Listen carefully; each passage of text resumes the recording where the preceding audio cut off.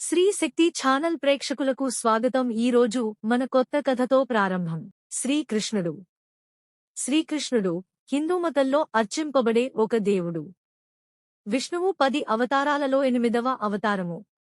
లోకంలో అధర్మం ప్రబలినందున భూదేవి, బ్రహ్మదేవుల ప్రార్థన మేరకు భగవంతుడు దేవకీ వసుదేవులకు జన్మింపదలిచాడు. శ్రీకృష్ణుని అతిశయాన్ని చూసి ఓర్వలేక కాలయవనుడు, జరాసంధుడు, సాల్వుడు వంటివారు కృష్ణునిపై దండెత్తారు. శ్రీకృష్ణుడు వారిని ఓడించాడు. ఇంకా ద్వివిధుడు, దంతవక్త్రుడు మొదలైనవారు కూడా కృష్ణుని చేత హతులైనారు. మధురా నగరాన్ని యాదవ క్షత్రియ వంశంకి చెందిన శూరసేన మహారాజు పరిపాలిస్తుండేవాడు. అతనికి వసుదేవుడు అనే కుమారుడు ఉండేవాడు. వసుదేవునికి ఉగ్రసేన మహారాజు కుమార్తె దేవకిని ఇచ్చి వివాహం చేస్తారు. చెల్లెలు అంటే ఎంతో ప్రేమ కల కంసుడు ఆమెను అత్తవారి ఇంటికి రథం మీద సాగనంపుతుంటే అశరీరవాణి దేవకి గర్భంలో పుట్టిన 8వ కుమారుడు కంసుడిని సంహరిస్తాడు అని చెబుతుంది. కంసుడు దేవకిని, వసుదేవుడిని ఆడువచ్చిన తన తండ్రి ఉగ్రసేన మహారాజును కూడా చెరసాలలో పెడతాడు.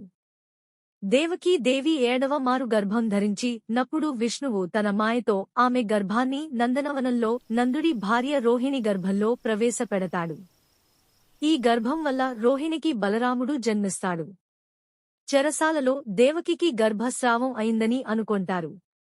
కొన్ని రోజులకు దేవకీ దేవి 8వ మారు గర్భం ధరిస్తుంది. లక్ష్మీనాథుడు దేవకీ గర్భములో ఉండడం చూసి దేవతలు, యక్ష, కిన్నర, కింపురుషులు దేవకీ దేవి ఉన్న చెరసాలకు వచ్చి స్తుతిస్తారు. దేవకి గర్భం నుండి శ్రావణ శుద్ధ అష్టమి తిథి నాడు విష్ణువు శ్రీకృష్ణుడుగా రోహిణీ నక్షత్ర యుక్తమైనప్పుడు జన్మిస్తాడు. కృష్ణుడు జన్మించాక వసుదేవుడు కృష్ణుడిని పొత్తిళ్లలో పెట్టుకుని చెరసాల బయట నిద్రపోతూ ఉన్న కావలి వాళ్లను తప్పించుకుని యమునా నది వైపు బయలుదేరుతాడు.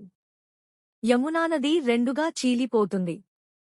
నందనవనంలో తన స్నేహితుడైన నందుని ఇంటికి వెళ్లి యశోద ప్రక్కన ఉన్న శిశువు ప్రదేశంలో శ్రీకృష్ణుడిని విడిచి ఆ శిశువును తీసుకుని తిరిగి చెరసాలకు వస్తాడు. చెరసాలకు చేరిన వెంటనే ఆ శిశువు ఏడుస్తుంది. కంసుడు ఆ శిశువును తీసుకుని చంపడానికి పైకి విసరగా ఆ శిశువు 8 చేతులతో శంఖ చక్రగదా శారంగాలతో ఆకాశంలోకి లేచిపోయి తాను యోగా మాయనని కంసుడిని చంపేవాడు వేరే చోట పెరుగుతున్నాడని చెప్పి మాయమవుతుంది.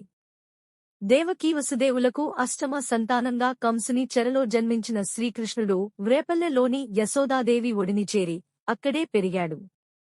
మధురానగరంలో కంసుని చెరసాలలో జన్మించిన కృష్ణుడు పుట్టగానే తన తండ్రి వసుదేవునిచే వ్రేపల్లెలోని నందుని ఇంట చేరి యశోదాదేవి ముద్దుబిడ్డగా బాల్య జీవితం గడిపాడు. పాలుత్రాగే ప్రాయంలో తనను చంపటానికి కంసునిచే పంపబడిన పూతనను, బుడిబుడి నడకల ప్రాయంలో శకటాసురాదులను సంహరించాడు. చిరుప్రాయంలో యశోదకు తన నోటిలో అండపిండ బ్రహ్మాండాదులను చూపి యశోదను ఆనందాశ్చర్యచకితురాలిని చేశాడు. దోగాడే వయసులో యశోదచే నడుముకి కట్టబడిన రోలుతో 2 మద్ది చెట్లను కూల్చి మద్ది చెట్ల రూపంలో ఉన్న గంధర్వులకు శాప విమోచనం గావించాడు. అన్న బలరామునితో చేరి స్నేహితులతో గోపాలుడయ్యాడు. వేణుగానంలో అసాధారణ ప్రజ్ఞ చూపించి ఆబాలగోపాలాన్ని మంత్రముగ్ధులను గావించాడు. కాళిందీ నదిలో ఉన్న కాళీయుడి తలపై నృత్యం చేసి తాండవ కృష్ణుడు అయ్యాడు. కాళీయుని మదమణచి కాళిందిని విడిచి దూరంగా పంపి వ్రేపల్లె వాసుల మన్ననలను పొందాడు.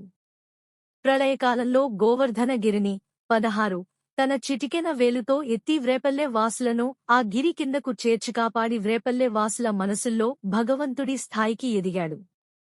అల్లరి పనులతో అలరించి ఆపత్కాలంలో ఆదుకుని ధైర్యసాహసాల ప్రదర్శనతో వ్రేపల్లెను మురిపించాడు. కృష్ణుని చంపడానికి కంసుడు ఒక వ్యూహం పన్ని ఉద్ధవుని దూతగా పంపి కృష్ణబలరాములను మధురకు రప్పించాడు. బలరామకృష్ణులు చాణూర ముష్టికులనే మల్లులను తరువాత కంసుని వధించి తమ తాత ఉగ్రసేనుని చెర విడిపించి అతనిని రాజ్యాభిషిక్తుని గావించారు. చెరలో ఉన్న తల్లి, తండ్రులను వారితో పాటుగా విడిపించి ద్వారకకు చేరుకున్నారు. దేవకీ వసుదేవుల కోరికపై విద్యాభ్యాసానికి సాందీపని ముని ఆశ్రమం చేరుకుని అక్కడ కుచేలుని చెలిమిని పొందారు. గురుదక్షిణగా అంతకు పూర్వమే మరణించిన గురుపుత్రుని బ్రతికించి తెచ్చి గురువుకి సమర్పించారు. విద్యాధనంతో తన తల్లి తండ్రుల వద్దకు చేరుకున్నారు. శ్రీకృష్ణుడు రాధాదేవిని ప్రేమించి బ్రహ్మదేవుని సమక్షంలో వివాహం చేసుకున్నారు. కాని ఆమె శ్రీకృష్ణుని ప్రేయసిగా పరిగణించబడుతుంది. రాధాదేవి అనేక పురాణాలలో లక్ష్మీదేవి అవతారంగా వర్ణించబడింది. శ్రీకృష్ణుడు అష్టమహిషులను వివాహమాడాడు. విదర్భ రాజైన భీష్మకుని పుత్రిక రుక్మిణి కృష్ణుని ప్రేమించింది. కాని ఆమె సోదరుడు రుక్మి అతడిని ద్వేషించి ఆమెను శిశుపాలునికిచ్చి పెళ్లి చేయాలని నిశ్చయించాడు. రుక్మిణి పంపిన రహస్య సందేశం గ్రహించి కృష్ణుడు ఆమె అభీష్టం మేరకు రాక్షస పద్ధతిలో అపహరించి వివాహం చేసుకుంటాడు. సత్రాజిత్తు కుమార్తె సత్యభామ. కృష్ణుడు సమంతకమణిని తనకిమ్మని కోరగా అతడు అంగీకరించలేదు. ఒకసారి సత్రాజిత్తు తమ్ముడు ప్రసేనుడు ఆ మణిని ధరించి వేటకు వెళ్లాడు. అక్కడ ఒక సింహము అతనిని చంపి మణిని హరించింది. జాంబవంతుడు ఆ సింహమును చంపి మణిని తన కుమార్తె జాంబవతికిచ్చాడు. మణి కొరకై ప్రసేనుడిని కృష్ణుడే హతమార్చనన్న అపవాదు వ్యాపించింది. కృష్ణుడు మణిని అన్వేషిస్తూ పోయి జాంబవంతుని గుహలో ఉన్న మణిని తీసుకున్నాడు. జాంబవంతునికి కృష్ణునికి జరిగిన యుద్ధంలో జాంబవంతుడు పరాజితుడైనాడు. శ్రీకృష్ణుని శ్రీరాముని అవతారంగా గుర్తించిన జాంబవంతుడు మణితో సహా కూతురు జాంబవతిని అతనికి సమర్పించాడు. మణిని తెచ్చి సత్రాజిత్తునకిచ్చాడు. అప్పుడు సత్రాజిత్తు మణితోపాటు తన కుమార్తె సత్యభామను కృష్ణునికిచ్చి వివాహం చేసెను. ఒకమారు పారిజాత పుష్పం కారణంగా కృష్ణుడు ఇంద్రునితో పోరి స్వర్గలోకం నుండి పారిజాత తరువును తెచ్చి సత్యభామకు ప్రీతి కూర్చాడు. లోకాలను బాధిస్తున్న నరకాసురుని వధించి అతని కొడుకు భగదత్తునికి పట్టం కట్టాడు. నరకునిచే బంధింపబడిన రాజకన్యలను కృష్ణుడు పెండ్లాడి అందరిపట్ల తన మాయా ప్రభావంతో సంసారం నెరపాడు. మేనత్త కుమారులైన పాండుస్తులతో శ్రీకృష్ణుని అనుబంధం మరువరానిది. పాండవ మధ్యముడైన అర్జునునితో చెలిమి విడదీయరానిది. పాండవుల జీవితములో జరిగిన ప్రతి సంఘటనలో శ్రీకృష్ణుని పాత్ర ఉంది. శ్రీకృష్ణుని సంప్రదించకుండా ధర్మరాజు శకునితో ఆడిన జూదము తప్ప మిగిలినవన్నీ శ్రీకృష్ణుని సలహా సంప్రదింపులతో జరిగినవే. కీలకమైన సమస్యలన్నీ కృష్ణుని సహాయంతో తీరినవే. ద్రౌపదిని శ్రీకృష్ణుడు స్వంత చెల్లెలికన్నా మిన్నగా చూసుకున్నాడు. వసుతాపహరణ అవమానము నుండి ఆమె శ్రీకృష్ణుని సహాయంతోనే బయటపడింది. పాండవవనవాస సమయంలో వారికి వచ్చిన అనేక సమస్యలకు శ్రీకృష్ణుని సలహాతో పరిష్కారం చేసుకున్నారు. వారి రాజ్యం మీదకు అనేకమార్లు దండెత్తిన జరాసంధుని భీముని సాయంతో తుదముట్టించి తన రాజ్యానికి శత్రు భయాన్ని తొలగించాడు. ద్వారక సముద్రగర్భంలో మునిగిపోతుందని ముందుగానే ఊహించి ద్వారక వాసులను అప్రమత్తం చేసి వారిని ఆపద నుండి రక్షించాడు. ఇంద్రప్రస్థంలో ధర్మరాజు చేసిన అశ్వమేధయాగ సమయంలో మేనత్తకి ఇచ్చిన మాటను పాలించి శిశుపాలుని 100 తప్పులను సహించిన తరువాత అతనిని చక్రాయుధంతో వధించాడు. పాండవుల వనవాసం తరువాత వారి తరపున కురుసభలో రాయబారము చేశాడు.